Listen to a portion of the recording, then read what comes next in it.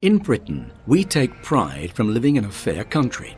We believe that everyone should be given a chance in life to prosper through skill and hard work, whether as a care worker, shop assistant, soldier, civil servant, or company boss.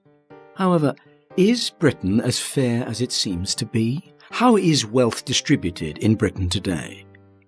Imagine the total wealth of the UK is £100.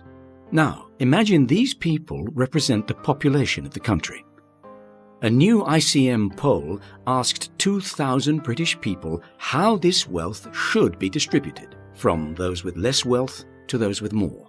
As you can see, we think it's right that some people have more wealth than others.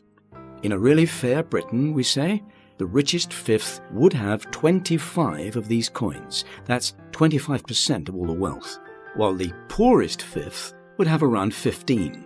Even in our ideal world, some people will always have more than others, but we know we don't live in an ideal world. So next, the poll asked what we think is the actual distribution of wealth. As you can see, the results are quite different. We think that in Britain, the poorest fifth now has about 9% of the wealth, while the richest has more than 40%. That's £40 out of every 100. Doesn't seem very fair until you see what the real situation is. Not what we think it is, or how we think it should be, but how it really is.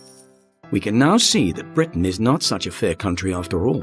The fact is that the richest 20% have 60% of all the wealth. That's almost twice as much as everyone else put together, and 100 times more than the bottom 20% have.